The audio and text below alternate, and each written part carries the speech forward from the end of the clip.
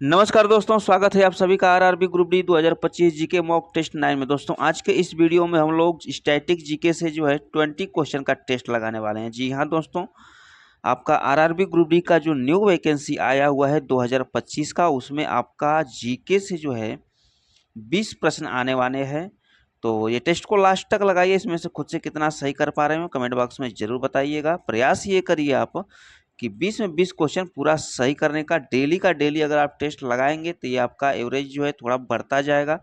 अगर आप 20 में अगर 15 कर रहे हैं, 10 कर रहे हैं, तो अगर आप डेली जो टेस्ट लगाएंगे तो ये 20 में 20 क्वेश्चन आप सही कर पाएंगे, जो बहुत ही जल्द। तो चलिए शुरू कर लेते हैं फर्स्ट क्वेश्चन से। वीडियो शुरू करने से पहले अगर आप पहले चैनल पर पहली बार आए हैं तो प्लीज़ चैनल को सब्सक्राइब, वीडियो को लाइक कर दीजिएगा। आपका पहला प्रश्न रहेगा, इसमें जितना भी प्रश्न कराऊंगा सब सिलेक्टेड क्वेश्चन रहेंगे, प्रीवियस ईयर में पूछा हुआ प्रश्न रहेगा। आपका पहला प्रश्न है, वह विटामिन कौन सा है जो सपनों को लंबे समय तक याद करने में सहायक है? बताना है आपको। ऑप्शन आपके सामने हैं। ऑप्शन है विटामिन ए, विटामिन बी6, विटामिन सी और विटामिन डी। ओके, 4 ऑप्शन है, चारों ऑप्शन में से कौन सा ऑप्शन सही होगा? प्रश्न में क्या पूछा है कि वह विटामिन का नाम बताना है जो सपना जो रात को सोते वक्त आप देखते हैं, वो सपने की बात हो रही है, दिन की सपनों की बात नहीं हो रही है।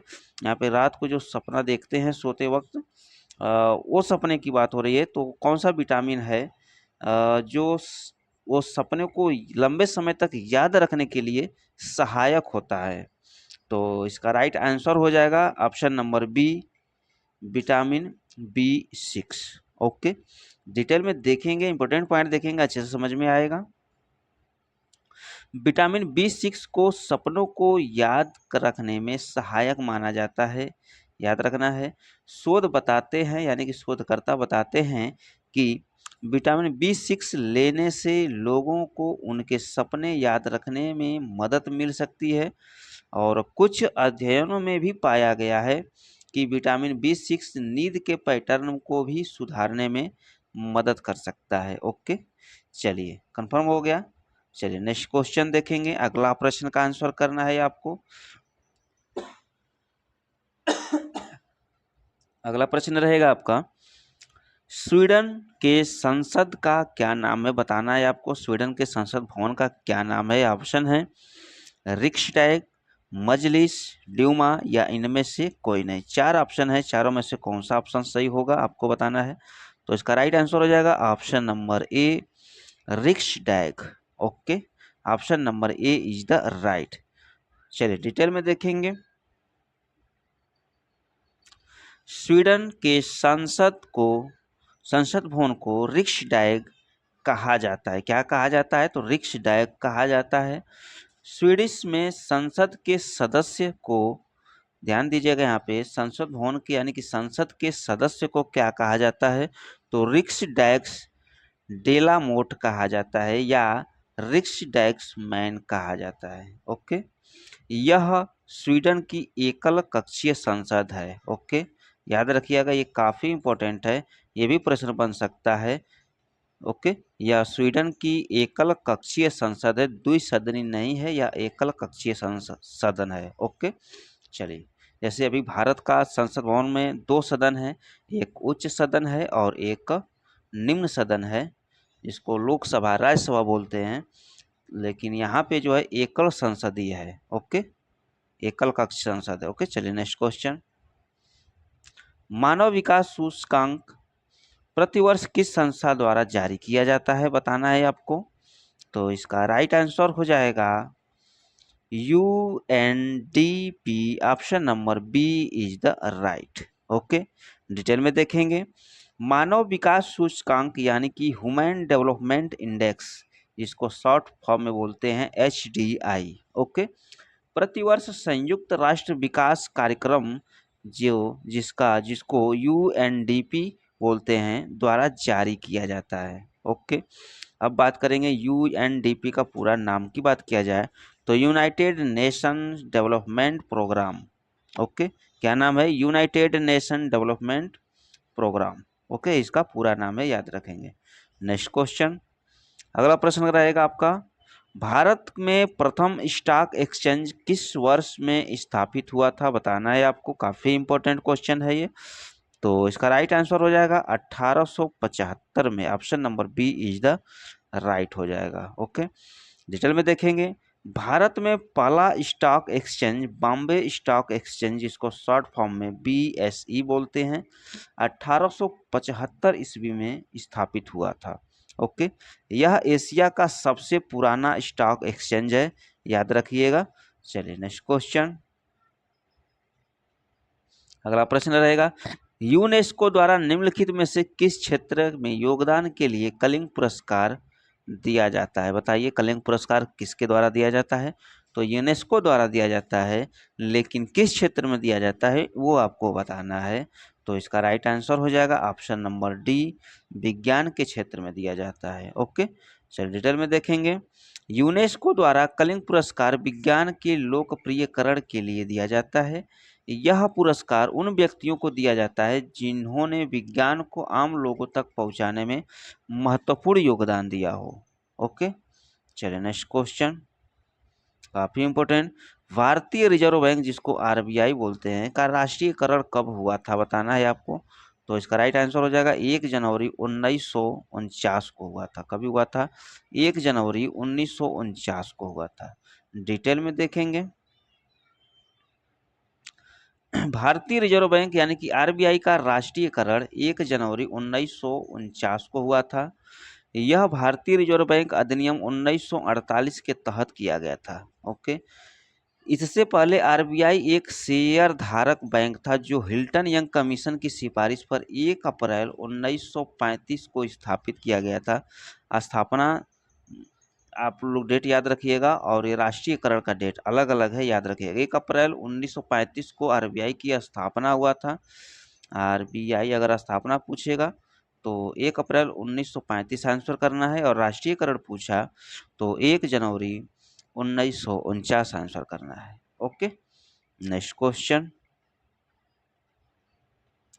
राष्ट्रीय फिल्म पुरस्कार किसके द्वारा प्रदान किया जाता है? काफी इंपॉर्टेंट क्वेश्चन है ये। तो इसका राइट आंसर हो जाएगा ऑप्शन नंबर डी, सूचना एवं प्रसारण मंत्रालय द्वारा प्राप्त किया जाता है, प्रदान किया जाता है। ओके, डिटेल में देखेंगे। सूचना और प्रसारण मंत्रालय इस विरासत का सम्मान करने के लिए प्रत्येक वर्ष सिनेमा के सर्वोच्च सम्मान दादा साहब फाल्के पुरस्कार के साथ साथ प्रतिष्ठित राष्ट्रीय फिल्म पुरस्कार प्रदान करता है। राष्ट्रपति द्रौपदी मुर्मू द्वारा 17वें राष्ट्रीय फिल्म पुरस्कार 8 अक्टूबर 2024 को प्रदान किया गया था। याद रखिएगा, 17वें राष्ट्रीय फिल्म पुरस्कार 8 अक्टूबर 2024 को राष्ट्रपति द्रौपदी मुर्मू द्वारा दिया गया था। ओके, चलिए नेक्स्ट क्वेश्चन, योनेक्स कप किस खेल से संबंधित है? काफी छोटा क्वेश्चन है, लेकिन ये डायरेक्ट क्वेश्चन बनता है, तो बताना है आपको। तो इसका राइट आंसर हो जाएगा बैडमिंटन से संबंधित है UNESCO cup. Okay, next question, FIFA पुरुष विश्व कप की शुरुआत कब हुआ था बताना है आपको। फीफा पुरुष विश्व कप की शुरुआत कब हुई थी? तो इसका राइट आंसर हो जाएगा ऑप्शन नंबर सी, 1930 ईस्वी में हुई थी। कभी हुई थी? तो 1930 में हुई थी। डिटेल में देखेंगे। पुरुषों के लिए पहला फुटबॉल फीफा विश्व कप 1930 में आयोजित किया गया था, जबकि महिला टूर्नामेंट 1991 में शुरू किया गया था। ओके, याद रखेंगे, पुरुष विश्व कप जो है 1930 और महिला जो है टूर्नामेंट 1991 में हुआ था। अब नेक्स्ट पॉइंट देखेंगे। पहला फुटबॉल विश्व कप 1930 में उरुग्वे में हुआ था। यह प्रतियोगिता 13 से 30 जुलाई तक आयोजित की गई थी। कब 13 से 30 जुलाई तक आयोजित की गई थी 1930 में, और उरुग्वे ने इसे जीता था। याद रखिएगा, किसने जीता था? तो उरुग्वे ने जीता था। यह विश्व कप उरुग्वे की स्वतंत्रता की 100वीं वर्षगांठ के उपलक्ष्य में आयोजित किया गया था।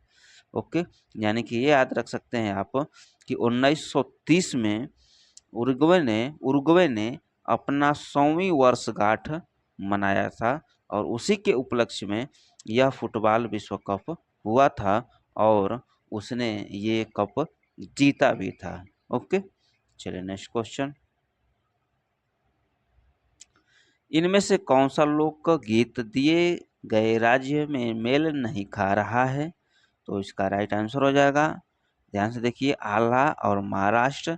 आल्हा जो है महाराष्ट्र का लोकगीत नहीं है, बल्कि बाउल पश्चिम बंगाल का लोकगीत है, पढ़िहारी राजस्थान का लोकगीत है, और सोहर जो है बिहार और उत्तर प्रदेश का लोकगीत है। लेकिन आल्हा जो है महाराष्ट्र का लोकगीत नहीं है, यानी कि ऑप्शन नंबर ए हो जाएगा राइट। आल्हा लोकगीत उत्तर प्रदेश के बुंदेलखंड और मध्य प्रदेश के कुछ क्षेत्रों और बिहार में भी गाए जाते हैं। याद रखिएगा, आल्हा जो है उत्तर प्रदेश के बुंदेलखंड और मध्य प्रदेश, पूरा मध्य प्रदेश नहीं, कुछ मध्य प्रदेश के क्षेत्रों तक है, और बिहार में ये आल्हा गाया जाता है। ओके, अब यही बात कर लेंगे तो महाराष्ट्र का लोकप्रिय गीत क्या है? तो लावड़ी, पोवाड़ा और तमाशा, ये प्रसिद्ध लोकप्रिय गीत है। ओके, महाराष्ट्र का। Next question. 92वें संशोधन अधिनियम 2003 द्वारा निम्नलिखित भाषाओं में से कौन सी भाषा 8वीं अनुसूची में सम्मिलित नहीं की गई थी? आंसर करना है आपको। तो इसका राइट आंसर हो जाएगा ऑप्शन नंबर ए, मणिपुरी भाषा को सम्मिलित नहीं किया गया था। ओके, 8वीं अनुसूची में। चलिए डिटेल में देखेंगे। 92वें संविधान संशोधन 2003 डायरेक्ट क्वेश्चन बन सकता है, याद रखिएगा। ओके, यानी कि कैसे प्रश्न बनेगा कि 92वें संविधान संशोधन कब हुआ था? तो 2003 में हुआ था, याद रखिएगा। द्वारा 8वीं अनुसूची में शामिल की गई भाषाएं बोडो, डोंगरी, मैथिली, संथाली। ओके, कौन कौन भाषाएं हैं? तो बोडो, डोंगरी, मैथिली, संथाली। लेकिन मणिपुर भाषा इस अधिनियम के तहत शामिल नहीं की गई थी। ओके, चलिए नेक्स्ट क्वेश्चन। निम्नलिखित में से कौन सा एक ओपेक का संस्थापक सदस्य नहीं है? बताना है आपको। तो इसका राइट आंसर हो जाएगा ऑप्शन नंबर ए, अल्जीरिया। ओके, चलिए नेक्स्ट क्वेश्चन डिटेल में देखेंगे, अच्छा समझ में आएगा। ओपेक की स्थापना 14 सितंबर 1960 को ओके इराकी की राजधानी बगदाद में एक बैठक के परिणाम स्वरूप हुई थी। कभी हुई थी? तो 14 सितंबर 1960 में हुई थी। कहाँ पे हुई थी? तो बगदाद में हुई थी, और बगदाद क्या है? तो इराक की राजधानी है। ओके, जिसमें संगठन के 5 संस्थापक सदस्य शामिल हुए थे। कौन कौन से देश हैं? ईरान है, इराक है, कुवैत, सऊदी अरब और वेनेजुएला। ओके, ये जब स्थापना हुआ था, तो ओपेक का जब स्थापना हुआ तो उस टाइम पे जो है 5 सदस्य थे। ओके, 5 देश थे जिन्होंने स्थापना किया। ओके, तो ये हो गए संस्थापक सदस्य। अब इस टाइम प्रेजेंट टाइम में जो है वर्तमान में 13 देश हैं। ओके, अब यहाँ नेक्स्ट पॉइंट देखिएगा। अल्जीरिया पेट्रोलियम निर्यातक देशों का संगठन यानी कि ओपेक में 1969 में शामिल हुआ था। यहाँ पे जो अल्जीरिया ऑप्शन में आपका आया था, वो जो है 1969 में शामिल हुआ था। और ऐसे शामिल होते होते जो है वर्तमान में ओपेक में 13 सदस्य देश हैं। ओके, और ये ओपेक क्या है? तो ओपेक जो है Organization of the Petroleum Exporting Countries है, यानी कि पेट्रोलियम निर्यातक देशों का संगठन इसको कहते हैं। क्या कहते हैं? पेट्रोलियम निर्यातक देशों का एक संगठन है। इस संगठन का मुख्यालय की बात किया जाए तो ऑस्ट्रिया के वियना में है। ओके, 1965 से।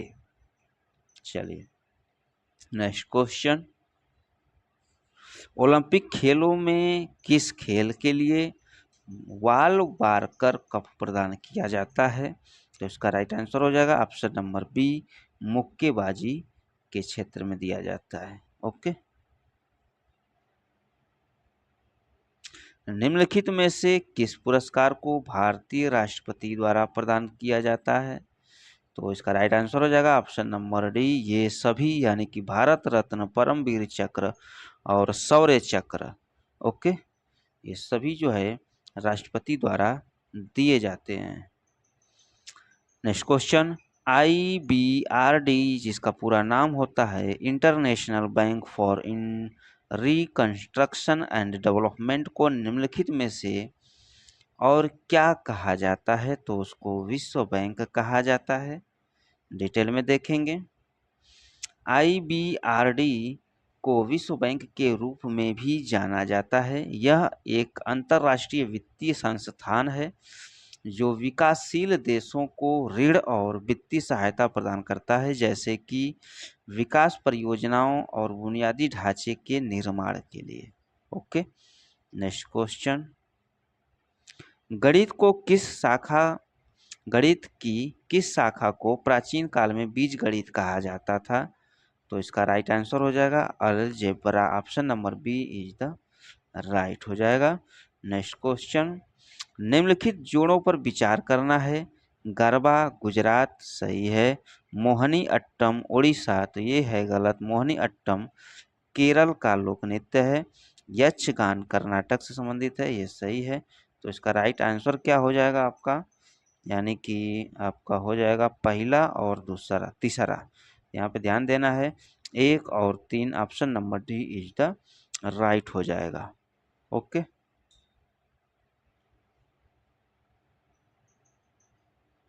नेक्स्ट क्वेश्चन, भूपेन हजारिका का संबंध किस क्षेत्र से है? तो इसका राइट आंसर हो जाएगा भूपेन हजारिका का संबंध संगीत से है। और इम्पोर्टेंट पॉइंट रहेंगे, 2019 में भारत रत्न पुरस्कार प्राप्त करने वाले भूपेन हजारिका संगीत के क्षेत्र में प्रसिद्ध है, यानी कि ये भी याद रखिएगा 2019 में इनको भारत रत्न पुरस्कार मिला था। ओके, नेक्स्ट क्वेश्चन, विश्व में पहला परमाणु बिजली घर कहाँ स्थापित किया गया था? बताना है आपको, भारत में नहीं, ये विश्व में पूछा है। तो इसका राइट आंसर हो जाएगा ऑप्शन नंबर सी, रूस में स्थापित किया गया था। कभी किया गया था? तो 1954 में किया गया था। क्वेश्चन नंबर 20 रहेगा, साइना नेहवाल एक प्रसिद्ध डैश खिलाड़ी हैं, बताइए किसकी खिलाड़ी हैं? आपको इसका आंसर कमेंट बॉक्स में बताना है। देखते हैं कितने लोग कमेंट करते हैं सही। तो चलिए मिलते हैं नेक्स्ट वीडियो में, तब तक के लिए जय हिंद।